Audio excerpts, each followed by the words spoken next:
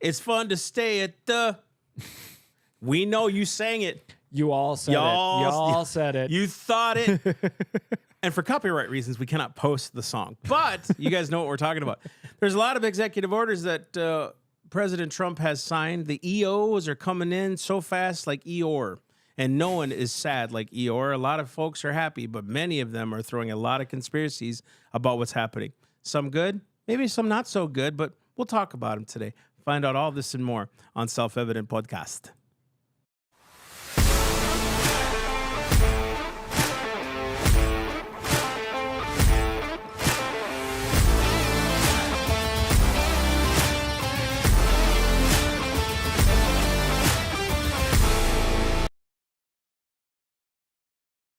Yeah, we'll come in slow like Eeyore. Forgive me, not fast like Eeyore. Lest someone says, Eeyore wasn't fast. You can't believe what they say. Anyways, welcome. You guys have never seen it. Yeah, I never can't believe Winnie the Pooh in life. Yeah, you don't even realize what you're saying. You're so dumb. You don't know what you're talking about. I love all of our comments on YouTube, by the way. They're like, you have no idea what you're talking about. You have no idea what history says. And I'm like, 8 years. You're right. I'm turning now because you said that to me. Thank you. And it's never followed by how you don't know what you're talking about. You just don't know what you're talking about. Please, so lovely. So lovely. Anywho's, welcome to Self-Evident Podcast. You got Massey, you got Mike. We're back in the studio. And we got a great show today. I think when we talked about what we should talk about with this specific thing is what are some of these executive orders that are happening? We were told there was going to be 200. I don't think there's been 200 though. Not yet. Right. So there's a lot of stuff going on. We want to explain some of these. What is good? What's maybe not so good about some of these? But you know what? I got to give it to him. President Trump is reducing the size of government. So, guys, if you've not checked out the website, theselfevidenttruth.com, you guys can do that. We are bringing the gospel to the nation. We're bringing the gospel, true history to the country and giving souls the salvation message of Jesus. However, there's also civility, civics, how to be a disciple, all those things, government, history, politics, satire. We cover it all here, and that's frankly where the ministry is going more and more and more. So we love you guys. Thanks for tuning in. Let's get into this. Mike and I were talking the last couple days. He doesn't remember this conversation. However, I do because I'm a good Christian. In my defense, there are plenty of conversations where we talk about like, oh, we should cover this. Oh, we should cover that. We should cover this. So there's usually like 3 or 4 topics that we could cover. Anyways, defense. Mike forgot. So you see, it's like I'll throw him under the bus, and then really I'll back the bus up and run him over. Yeah. No, seriously, we there's been a lot of questions and a lot of false information too about what some of these executive orders are saying, and is he upending, and is he going to quit? Interracial marriages can no longer exist now, like all that crazy talk. We'll talk about it today. And you know what? Again, I find it so funny that the ones who talk about misinformation and we should dial it down and conspiracy theories are the ones that have come up with the most conspiratorial things over the last few days, right? Especially since the inauguration. And so today's the 24th. It's a good day. Hey, everybody wish him a happy birthday on all the social medias. Happy birthday, Mass. I wasn't going to say nothing. But he kind of leaned you into it. But I did. He set it up for success. Right. Well, I will say, too, I was reading a couple articles. Trump has signed more his first and second day executive orders than any president in history. I'm not saying he'll sign the most out of any, but over the first 2 days, he's signed more executive orders than any president so far. Since we've been recording it in 1945 or 43, I believe it was, since they actually started recording how many executive orders have been signed. So again, that's a little problematic for us. I think as constitutionalists, we did not again elect a king. We elected a president. However, the only way executive orders can really work, if you understand the executive order, is it's him upholding the law towards the federal government. In other words, if an executive order was written against the American people, null and void. However, when it comes to the government, when it comes to his cabinet, when it's getting government out of certain things, that is very important. And we need to talk about that. These executive orders, what they should be, and it seems to be, for the most part, there's some areas where it's kind of like, they're flirting. Yeah, but for the most part, it is him telling the departments under his control in the executive branch how to do their job. Right. And that's really what an executive order is supposed to be. It's kind of like when your manager comes to you and tells you, okay, I need you to do this project this way and this way and this way. Don't worry about this thing.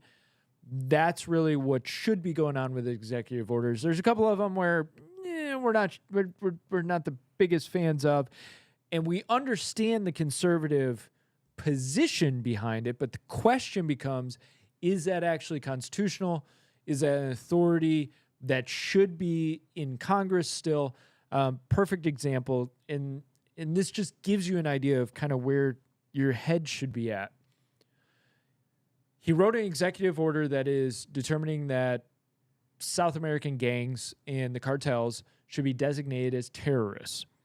Now, he doesn't designate them as terrorists.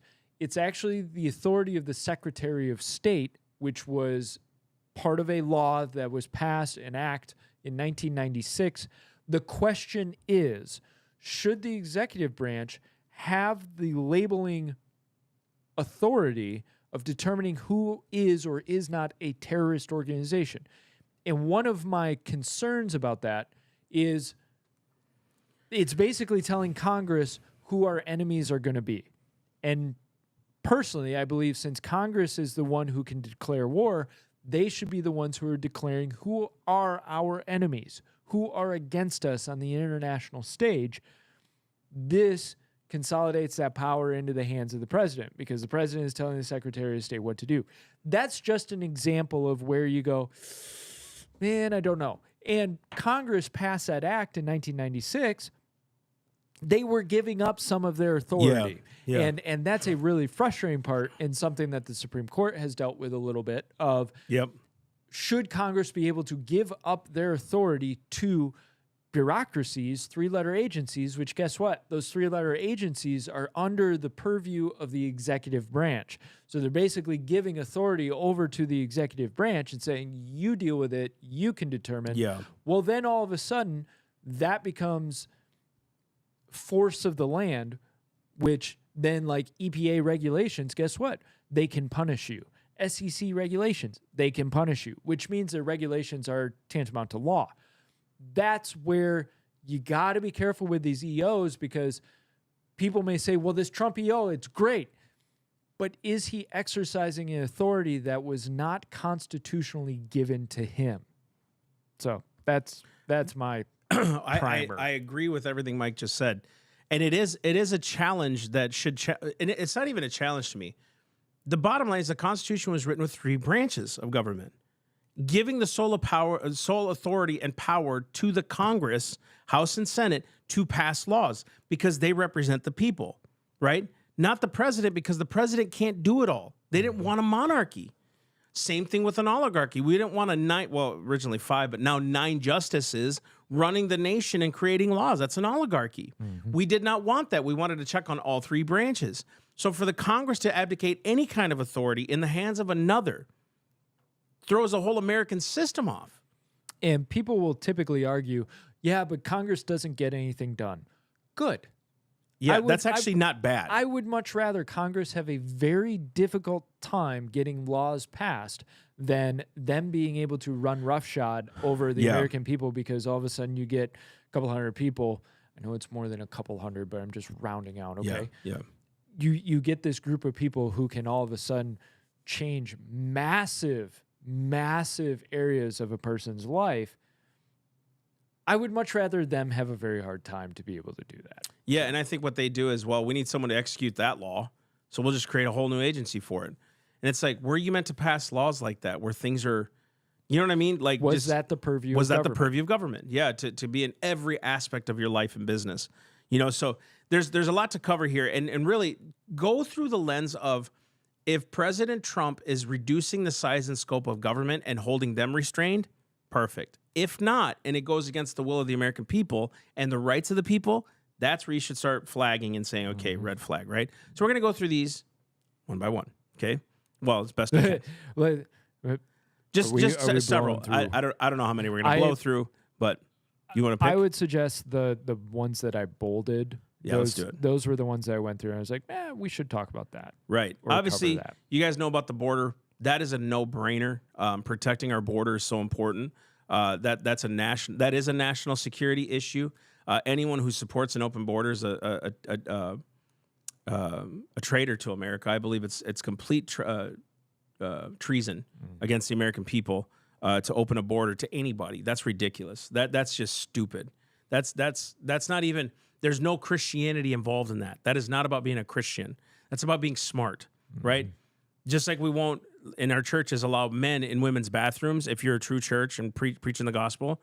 It's the same here. It's the same violation. Look, we don't know who you are. What are you going to do in our cities and towns? We don't know you, right? And again, we have a ton of people who are born in this country who do the same thing. I completely agree. But here we have the chance to reform them. We're already so lapped in resources that we're allowing so many more people in that are taking up those resources. So what do we do with the kids that are in inner cities? Or what do we do with the kids in high suburban areas who are selling drugs? What do we do, right? Because we're taking all of our resources to help people who are illegal immigrants. Let's just be honest here. So there's a whole lot of mess with that. So you guys kind of know about that stuff. Now, here's one that's really good. Redefine, this is one he signed. Redefine, this is what they say he's doing. Redefine birthright citizenship. He's not redefining it. We'll explain in a minute. Under the 14th Amendment, a Trump order asserts that a child born in the U.S. is not a citizen. Number one, if the mother does not have legal immigration status or is in the country legally, but only temporary, and the father is not a U.S. citizen or lawful permanent resident. The order forbids U.S. agencies from issuing any documentation recognizing such a child as a citizen or accept any state document recognizing citizenship. This order is already being challenged in federal court. Of course it is. Now, let me explain. We'll go through it constitutionally, okay? Number one, the 14th Amendment is very clear. It argues this: all persons born or naturalized in the United States and subject to the jurisdiction. That means you already have to be subjected to the jurisdiction of it, not coming in outside. It says this: are citizens of the United States and of the state wherein they reside. All persons born or naturalized in the United States and subject to the jurisdiction, which means you've been a citizen already. You've been under the jurisdiction of the state that you're in, the country that you're in, all those other things. Nowhere does it say any person can come and be born and be a citizen. So let's talk about it. The phrase subject jurisdiction thereof is really the pinpoint of the whole issue. That's really the pinpoint of the whole issue. And we're going to explain. And U.S. Senator Jacob Howard, this is actually, I'm getting this article from, it's the New American, and his name's Dr. Joe Wolverton. We've had him on our show. He wrote this whole thing, Trump Ends Birthright Citizenship. What he's ending is the illegally used verbiage that has been plaguing this nation for years, right? Because this is what happened. And U.S. Senator Jacob Howard of Michigan introduced the Citizenship Clause in 1866 as what?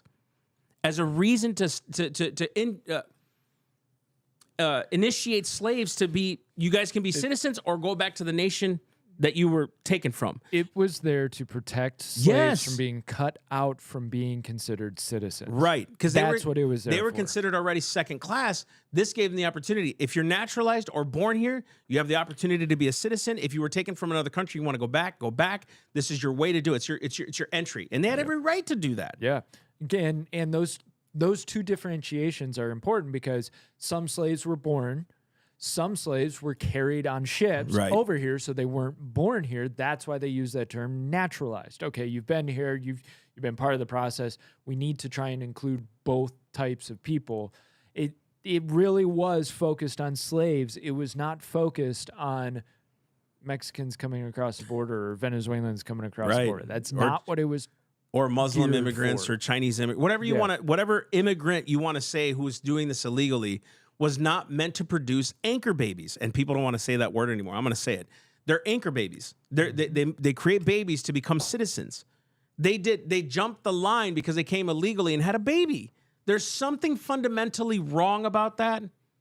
It's just like me working over at, let's say I work at Best Buy, and because I have a child, now my child has a right to work here. No matter how slovenly and how stupid he is, he has a right to work here, which he does if they want to hire him. But if he's unqualified,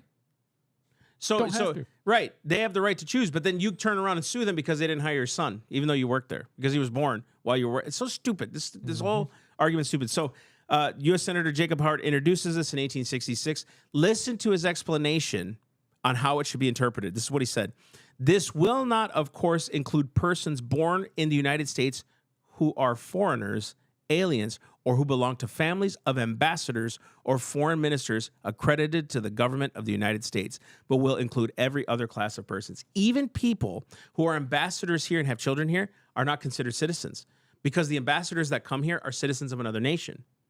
They don't even give them U.S. citizenship status. Does that make sense? So already we're seeing here, and I want to read this line. It was so good. It was so good what he wrote in here.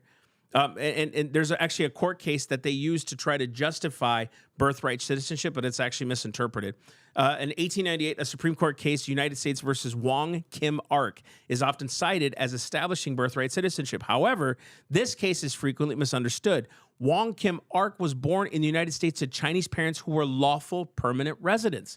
They weren't illegal immigrants. They were permanent residents. My mom actually has a resident alien card from the 80s in my dad's desk. She was a permanent resident. She filed for it, considered a better green card, I guess, at the time, on her pathway to citizenship. She had been here for years. Her babies weren't born illegally. My dad been a citizen here for quite a long time. Resident aliens, we're considered citizens because of their residency, because they were here resident aliens, right?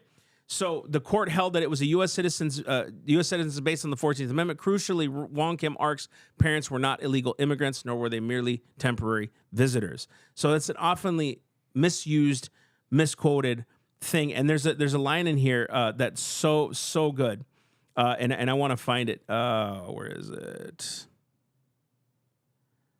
Oh, I read it to you this morning, Mike. Oh, I posted it. Here it is. Oh, you got it? Yeah, I posted it. He wrote, granting automatic citizenship to the children of individuals unlawfully present undermines the principle of the consent of the government found in the Declaration of Independence. They derive their just powers from the consent of the governed. If they're illegal, are they being governed by our nation? Actually, they are in fact not being governed. That's right. Because they broke the law as soon as they stepped over. Bingo. They are not part of the governed, yet they are determining that they can be a part of the 100%. consent process. 100%. So yeah, just so you know, it is not a misinterpretation or a rewriting or redefining of birthright citizenship. Birthright citizenship should have never existed. That is not what this was talking about. It was talking about those who have been permanent residents or slaves at the time. And context is key in everything. Context is key in everything. And we need to get that right. So kudos to President Trump. Yep. We give you a high five on that one. There was a lot of repeals as well. Going down to page 2, I'll go to the bold. There were a lot of repeals of Biden stuff. There was repeals of some of Biden's stuff in controlling, say, drug prices, which should the government be involved in the private economy and determining whether or not a drug company can set a certain price, that kind of thing. Now, I know it gets into Medicare, Medicaid, and all of that, but you're going to find a lot of limited government, free market people not real thrilled about that anyways.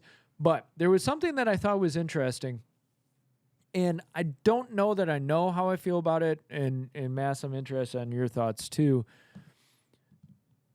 It's going to direct the Attorney General and others to deny federal money to so-called sanctuary cities the administration sees as interfering with federal immigration enforcement, with the caveat that the Trump administration pursues action to the maximum extent possible under law. Now, here's my question. Congress has the power of the purse. What makes me a little bit nervous... Now, I don't disagree with the fact that sanctuary cities are going against federal law. It's illegal. It's illegal. And I would dare say the leaders of those states and cities that are doing that are treasonous to the federal government. To the Constitution. Right. My struggle is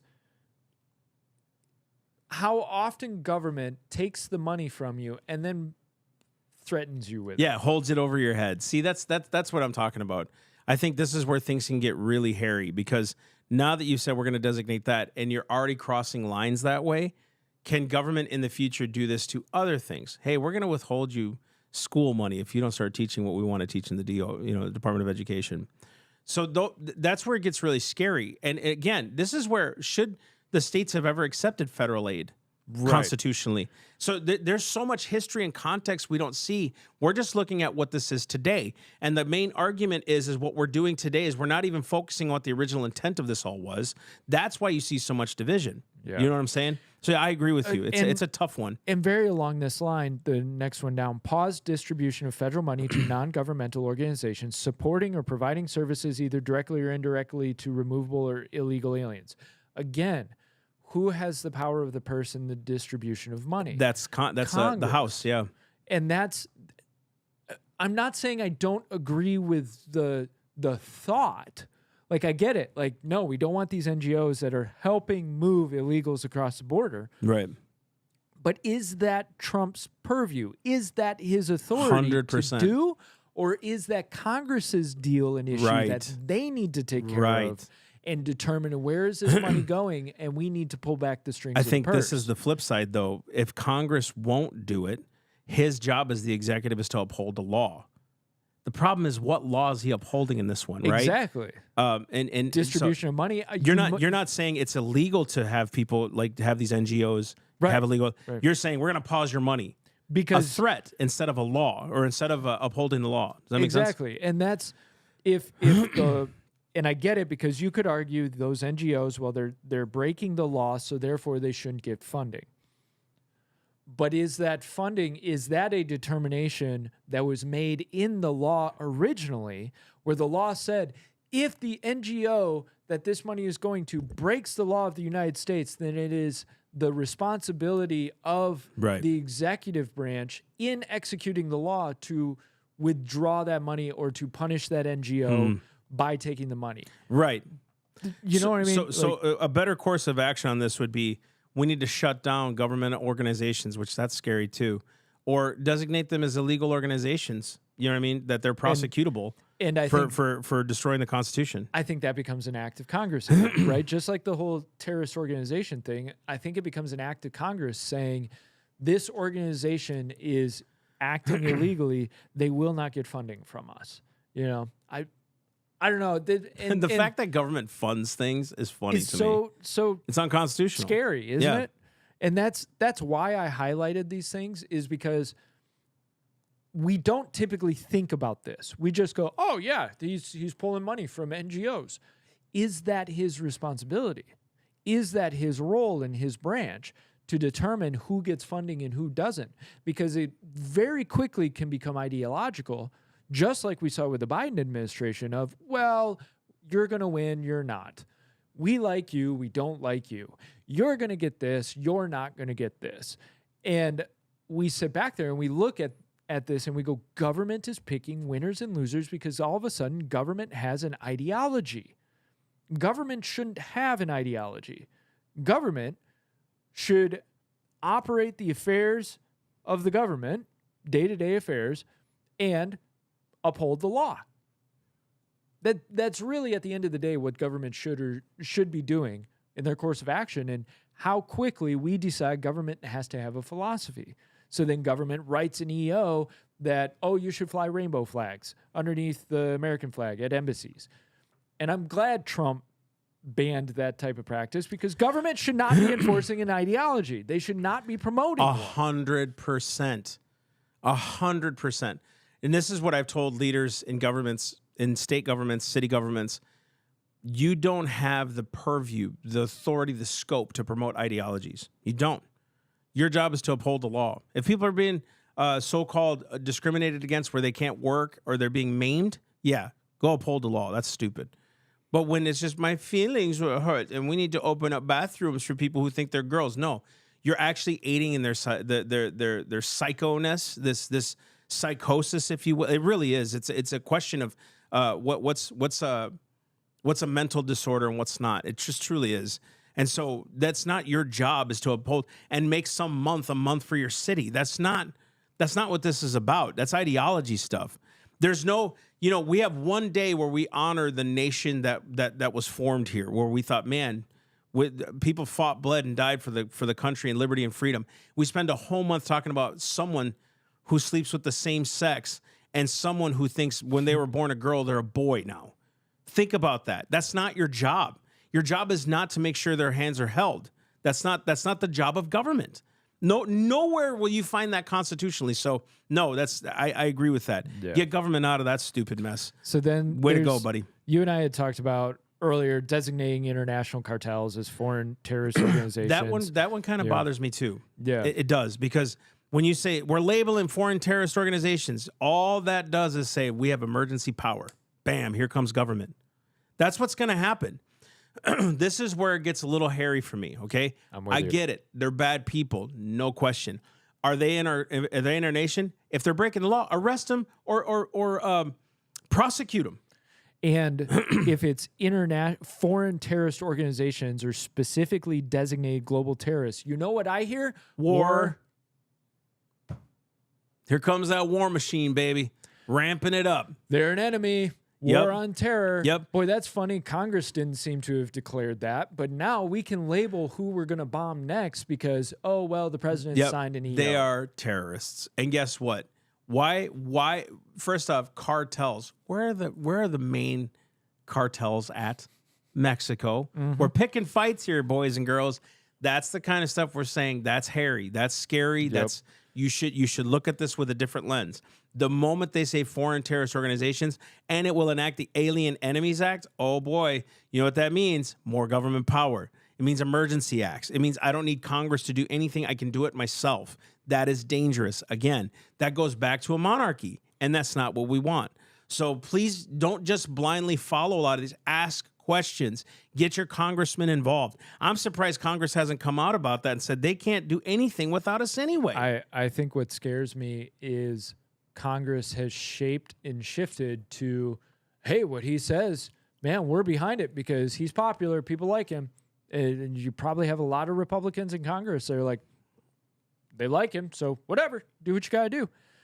There's a bunch of trade stuff. If you go to page 3, this one caught me as well, and I'm can't wait to hear you talk about it too. Let's do it. Pause the U.S. ban on TikTok for 75 days, specifically barring the Attorney General from enforcing the law Congress passed in 2024 to allow the new administration to assess national security concerns and seek a potential American buyer for the popular digital platform.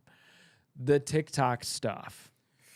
There's a couple questions you can ask about this, right? One, can a federal government ban a platform that is a business? Now, again, you know why they did it? It's a national security threat because China will have all of your information. Who is considered basically they're not an ally, they're an enemy. Yeah, my assumption. Yeah, it's not said, but it's kind of said. I don't know where they are designated on that list. But. So it's a national security issue. So then they said we need to ban TikTok. Okay. To my retort, the federal government has all my information too, and they're just as tyrannical as a Chinese government. So can we ban the federal government? Please? Seriously. So one, but two, this is where it gets scary. Can the president pause a law? Thank you. That's scary. That's what whether you agree with the law or not, does he have the authority to do that? That's what really caught me on that is okay, so you have a law and you may disagree with it, you may think it's a bad law. So are we doubling down? Yeah. Right. Why not repeal it? Why are we doubling down on defiance? Just don't follow that? Because y'all got mad when Obama was pulling that. Say, we're just not going to follow that law. We're not going to enforce that one. Yeah. And then you get President Biden, who did the same. Yeah, we're not going to enforce that one, but that one we're going to start enforcing. Yeah. And Trump's doing the same thing. And we get so used to it. We're like, I hope our guy picks the laws to not enforce that I don't like. Right. And you know what really happens? It's emotional driven. Mm-hmm. Everybody that has a small business on TikTok is supporting what Trump just did because it affected them. Does this make sense? So it becomes an emotional argument, not a principled one.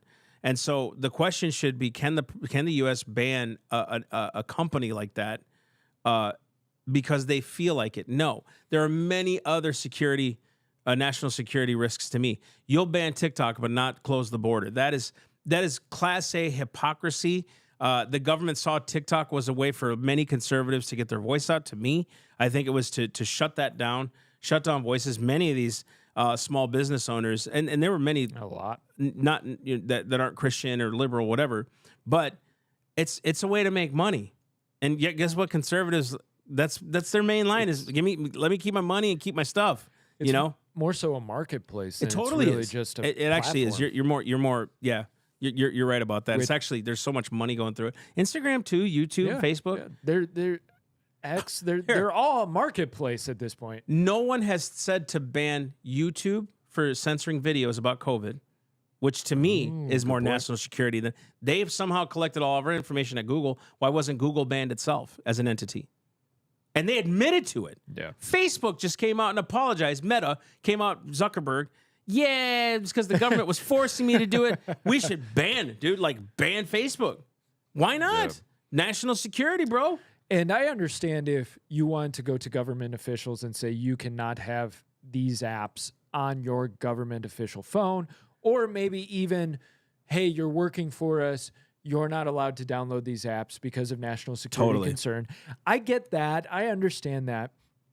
And somebody had actually texted me about the TikTok ban, and that was one of the things I said is like, it always makes my skin crawl when we talk about national security concerns. And just increases government. National energy emergency. So now all of a sudden energy is an emergency. And what do you hear? Yeah. Emergency equates power. Government. Power. Emergency creates a way for us not to run the proper channels and have one man run the show. Yep. That's what happens in the state. Any state that declares an emergency. It's kind of scary, but in Florida, literally, emergency powers means power. They can do anything. Carte blanche almost anything in Florida when they declare an emergency. Thank God for moral leaders who won't abuse the power, but it's there. And the question should be, does Congress have the authority to even abdicate their own responsibility through an Emergency Powers Act? I mean, that's a big question we should be asking. That's a very important question. And I think if you really sat down and thought about it, I don't think Congress should be able to abdicate their power or their authority, especially because that sits permanently. It's not just Congress going, so for the next 6 months, we are giving up our authority. It's giving up the authority that everybody in Congress from here on out for the future can have. That's a lot of power in its own right that I don't think you should be able to have. And this National Emergencies Act, or any National Emergency Act. Or statewide emergency act. Look at what happened in Michigan. Whitmer went the freaking tyrant. Oh, she went ham, dude. She went insane, and everybody was going, no. The act ends. She goes, that's fine. I'll reinstitute it. I'll redo it again. Yeah, I'll just keep reinstituting this thing. Do you see the power you gave somebody who is maniacal and insane? Golf clap. Yeah, you way just to go. burned yourself. Yep. And this is where it gets funny is you have all these conservatives up there. Are they really fighting on the behalf of the people in Michigan? I didn't really see a lot of you didn't see anything come out of Michigan that was of the contrary, except for Justin Amash and a few. I'm not saying all of them bowed down. However, just the emergency power stuff or terrorist organization just means more power, more war. More of this, and it could lead to that is what I'm saying. I'm not saying it will. I'm saying it could lead to that. And on this declares national energy emergency. Now, this is from the AP, so take it all with a grain of salt, okay? Take it with a grain of salt. But they say this is both a symbolic measure reflecting Trump's promise of energy expansion, but also specifically urges federal use of eminent domain and the Defense Production Act, measures that allow the government to commandeer private land and resources to produce goods deemed to be a national necessity. Now, AP's doing a little bit of fear-mongering. Just a tad. Eminent domain, they're going to take your land. Yeah, but they won't write about that in California in the Palisades. I'm sorry. Was I supposed to say that? I said it. But eminent domain is one of those things where it's a little scary. And I get it. It's in the Constitution. It's in one of the amendments. I understand eminent domain is a real factor, but makes you skin crawl. It does. When government can say, I want that. Yeah, every time President Trump or President Biden or any other president says emergency, like the border, it's an emergency, removes all authority from Congress. Now one person can do it. Same thing with this. We're declaring it an emergency. Who checks those emergency declarations, by the way, I wonder? Dude, there's probably so many in in place right now. Right. So like who's really doing that? So I mean, I'm not against drill, baby, drill. I think that's important. We need the jobs. We need the economy to spark again. Let's get some cheaper fuel. Create a better energy source. Invest in nuclear. Invest in things that are going to work, right? But don't force Toyota to not make V8s anymore, because that's what we're seeing now. Do you see this now in 2023? So many recalls on their V6 engines now with the hybrid systems and just the V6 motors alone. So many in Toyota. Now they're almost doing it in 24. So 22 and 23 have it. Our buddy owns a 24 Tundra. It's a V6 mixed with the hybrid motor, which was kind of a neat idea, right? But oh my gosh, the recalls, right? It's like, just stick with the what do you have in yours? V8 5.7. Yeah, stick with the 5.7 V8. Boy, you can't go wrong with that Tundra. That thing, I love it. And all I'm gonna say is I love it. It's great. And to your point, Mass, it says one of the things that I think he did well, that this was good, eliminate Biden policies intended to encourage electrical vehicle development and purchases, part of Trump's effort to limit non-fossil fuel energy sectors. Mind you, what they don't tell you is part of that whole thing was ending this whole policy of half the cars should be electrical by 2035 or whatever it was. Let the market handle itself.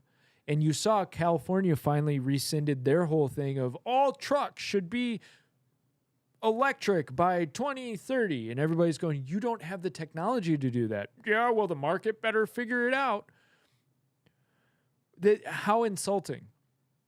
And so I don't mind where the Trump administration is going to try and claw back some of the Biden administration's attempts to control the market and regulate the market and push and force the market to do things that the market's not ready to do. The market can figure itself out. It is amazing at how it can figure itself out. 100%. Again, we have to be careful. We're not nitpicking. I'm not trying to nitpick Trump or anything like that. What we're saying is just take everything with, is it expanding government authority or lessening government authority? You decide. That's what we're trying to do here. Here's another one that the environmentalists will hate, but I don't mind. Streamline other fossil fuel extraction in Alaska with a command to rescind, revoke, revise, amend, defer, or grant exemptions from any and all regulatory actions relevant in the state. Specifically, Trump is restoring any suspended fossil fuel leases within the Arctic National Wildlife Refuge. Drill, baby, drill. That's right, dude. Listen, we think there's a shortage of land out there. Alaska's plumb full. Dude. It's like, listen, they should pay a penalty if they destroy pieces of the land with oil spills. That goes with anything. If you destroy something, you repay it. That's biblical, okay? We're doing all this. We got to protect the fish. Like, again, why doesn't California have water? Because we had to protect some kind of koi that can't. Yeah. So we had to redirect the water out of California into the ocean. Like, smart move. The tens of thousands of animals that have died in the fires are so glad those freaking fish can swim themselves around a river a little bit longer. Good for you, California. Thought that one through. So many words I want to say that I can't. It's just the pungent effort of you thought that one through was so good. I just felt the love of Jesus in it. That was so nice. Jesus called Herod a fox, and I'm willing to say. And many foxes have died probably in California from all the wildfires. Good on you, Newsom. Yeah. You're doing grand. Yeah, Jesus didn't say, you coy. Anywho's, the streamlined fossil fuels. Yep. We like it. Restore first Trump administration rules on hunting and trapping in national preserves in Alaska. Okay. Yeah, that's freedom.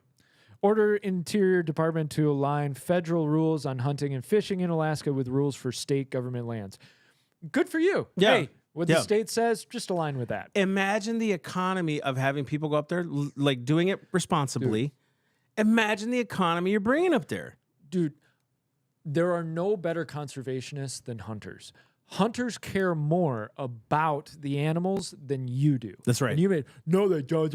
Yeah. You get that one guy on TikTok that is like poaching and trying to kill everything that poachers moves. Are wrong, but those real animal like lovers do it for survival and food and warmth, and they know that because they have to do it again next year. And that's exactly and the year after. That's exactly right. The hunter cares more about sustaining the animals because guess what?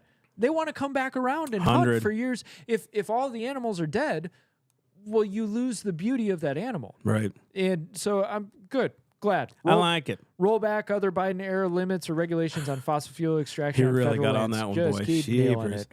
Re-engage a legal and regulatory battle with California state government over water routes from Sacramento, San Joaquin Delta. Trump wants to override fish and wildlife protection efforts to route more water to the central. That's just common sense. A lot of these are common sense. Right. Right.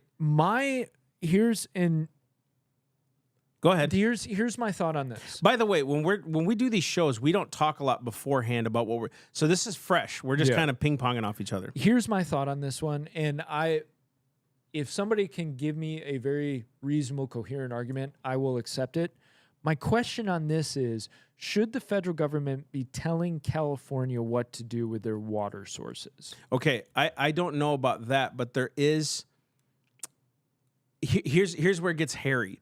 Because Article 1 talks about in the Constitution, federal Constitution, each state shall be guaranteed a Republican form of government, a representative form of government.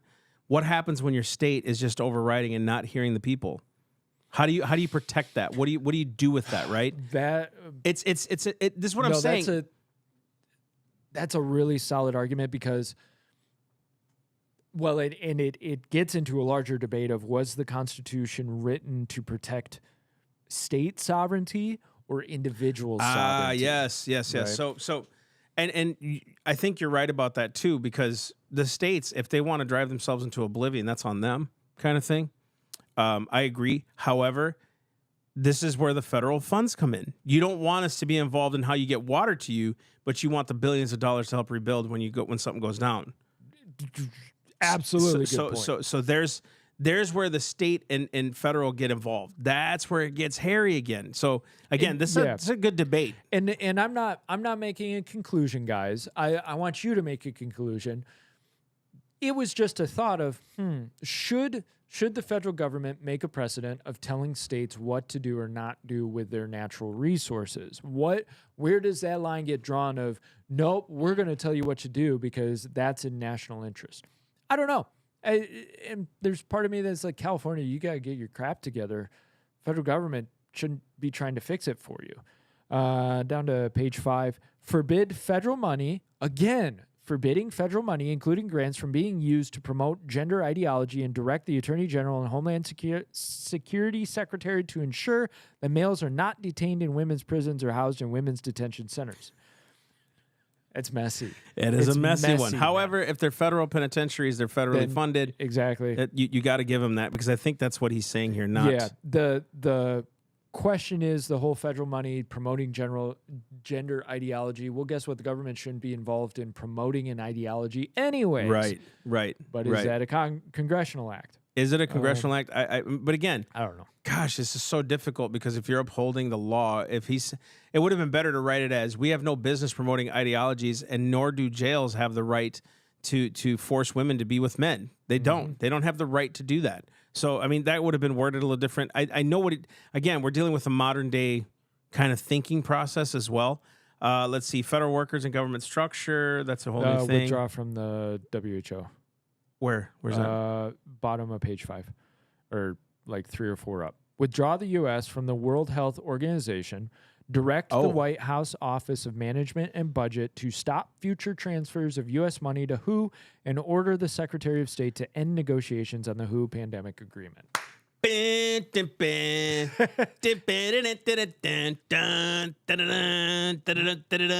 Now, Massey, I want you to tell the people why constitutionally you support this. I do. Constitutionally is because we are not to enter into foreign treaties or things that are going against the Constitution of the United States. There's no legal precedent for it, no legal document for it. If we're entering into treaties and alliances that are destroying our laws, and that is not legal. It's not permitted. As a matter of fact, those who got us into those things are treasonous against your federal government. We don't like using the word treason. We don't like using the word illegal. We don't like using the word anchor babies. And we've got to start reinstituting these words. You know why? Because it holds weight. You know why you don't like it? Because it brings conviction. That's the point. That's good. So when we're saying they're treasonous, they are treasonous. And anybody who aided in it is treasonous, because we are a sovereign, independent nation, not dependent on any other nation.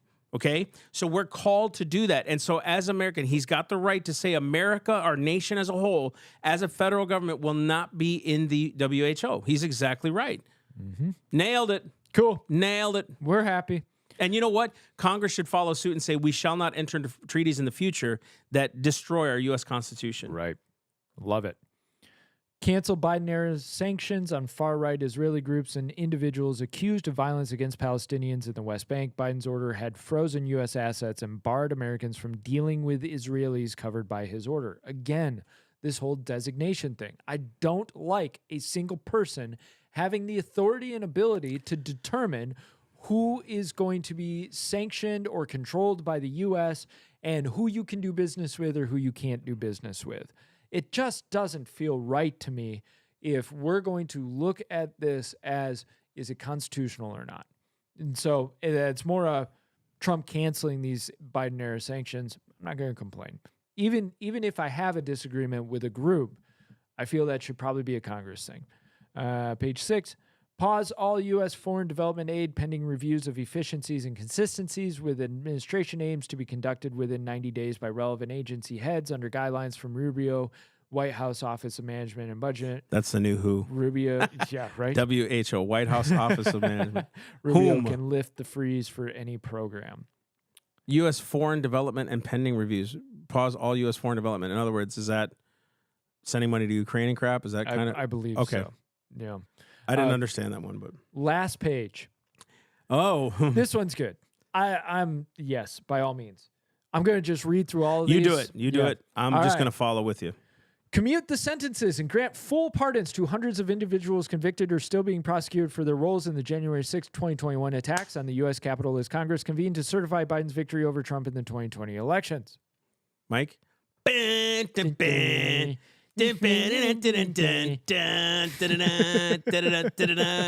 tell you why. Because many of them, if they did storm the Capitol, which many of them actually didn't, and a lot of them that were haven't even been prosecuted, and those that were, 3 years is a pretty long time to be without trial. It's a pretty long time. So it's obvious they were political prisoners, just like Joey Lynn Massaros, our dear friend in Texas, who was tried under the old KKK law of the 1800s. And just won that case and has now turned around, said yesterday they're suing those who came after them. Way to go, kiddo. Good. Look her up, Joey Lynn Massaros. They're from Texas.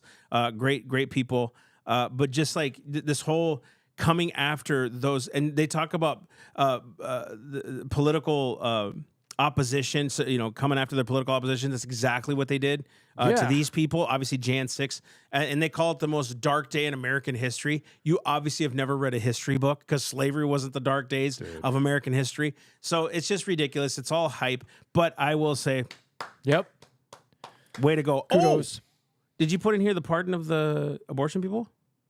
The pro-life people? I don't know if they covered that. Yeah, go ahead and talk about it. He did pardon those who were prisoned or put in prison who protested pro-abortion, pro-death facilities. And again, each story is debatable. We covered one specifically a couple months ago on the validity of why she was arrested. But still, it's a peaceful protest in front of a place and you get arrested for it. Come on, dude. So he's got the right to do it. Again, good. All right. Order the Attorney General and others to review all agencies' investigative and enforcement actions during Biden's tenure to identify what Trump describes as weaponization of the federal government against his supporters. The directive identifies the Justice Department, Federal Trade Commission, Securities and Exchange Commission, and the intelligence community. It requires a report to the president on the findings with recommended remedial actions. So my mind goes to dark places. So like that, it's Trump giving the middle finger and saying, you know what, you wanted to do this to me, up yours. I'm coming after and you. I have more words in my head that I cannot say and I won't say because I'm a Christian. But you know how your mind goes? It's like he's saying, you know what? Oh, yeah. It's middle fingers all Now, the way. again, that's a bad way to make policy is revenge. That's not good. But I know why he's doing it. So that's and let's be clear. People on the left are going to say, "Oh, he's just vindictive. It's just revenge." That's all. Yeah, maybe there's some vindictiveness in there, but the other part of it is he's trying to restore some semblance of justice by saying, "You guys went out of your way to politically persecute people. We're going to try and reel this back. We're going to punish you for using your authority, your positions of power to punish people, including me." They abused their power. They abused the authority we'd given them. They abused their office for going after political opponents, and it's pretty true. Hey, we also, too, I covered yesterday, I think it was, or the day before, I think it was the day before, about preemptive pardons. How that's unconstitutional as well. You can only pardon people who have committed crimes against the United States. Fauci, Biden's family, some of the people he's pardoned, Liz Cheney, they never did anything against the, they were never prosecuted is what I'm saying. But these are good, upstanding people, but we have to pardon them? Right. Have you ever heard of that? Like, when's the last time you asked someone for, like, did you ever just walk up to your wife and go, "I'm sorry"? She's gonna be like, "For what?" "I don't know. I just wanted to preemptively say I'm sorry." Yeah, just in case you hold just in something case you against might me. say something against me in the future. She'd be like, "You're freaking weird." What right? did you do? Right. She's going to keep digging in. What did you do? That's exactly what's happening. What did he do then? Why did you need to preemptively pardon Fauci? And I do believe Congress should do something about this. I believe, and this is just my theory, I said it a couple days ago, if they don't go after Fauci and what happened, that whole team of people, even those who promoted a lot of the stuff with the vaccines, if they don't, that only proves one thing to me. Both sides of the government, Republican and Democrat, were involved in this. Yeah. This was something that was intended because nobody wants to be on the hook for it. It was a failed experiment. They could not get what they wanted because people got pissed. Mm-hmm. They stood up. So now people are awake. You can't fool everybody. So, yeah, that one's a weird one to me. And anyway, let's continue. Direct the Attorney General to investigate U.S. government dealings with social media platforms during Biden's tenure and make recommendations for appropriate remedial actions in response to what Trump frames as censorship efforts. That's a spin on the AP's part. I don't think it's Trump saying it. It's government. That's their spin. Yeah. It's Trump going after government pressure on social media platforms to censor information, which have come out in the Twitter leaks and Twitter the files, Twitter and files, Facebook and emails, and all that. So that's not anything new. But now it's like, okay, it's time to go investigate this, and see what really happened. Which I would argue is in his purview. He's part of the executive branch. He's over attorney generals. He can say, "Look, I think you guys should investigate this. You should figure out what's going on with this." Revoke the security clearances of 50 people Trump accuses of aiding Biden's 2020 campaign via their collective public statement about a laptop that belonged to Biden's son, Hunter Biden. The list includes former top intelligence officials James Clapper, Michael Hayden, Leon Panetta, along with Trump's one-time national security advisor, John Bolton. Holy cow.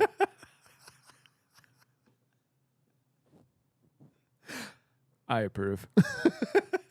Again, that is his cabinet. That's what he's doing. He kind of has that. He's got that authority. Mm-hmm. And let's be real. That letter changed the election. It did. It absolutely changed the election, and those guys knew what they were doing. Absolutely knew what they were doing. I'm fine with it. I have no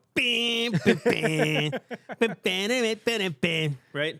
Last one, direct the Director of National Intelligence and CIA Director to submit a report within 90 days with recommendations for additional disciplinary action and how to prevent the intelligence community or anyone who works for or within it from inappropriately influencing domestic elections. I like it. I think it's good. I think it's good too. I think if we can't run fair, free elections, we are no longer a republic. We're destined into oligarchy, if not worse. Socialism, to me, each form of government has its dangers, right? Socialism, communism, Marxism, oligarchies to me are really scary too. Because it checked with the wrong people, it's bad. So you know what's interesting about that one too is there's obviously going to be accusation that Trump is trying to influence the election or whatever. Of course. Of course.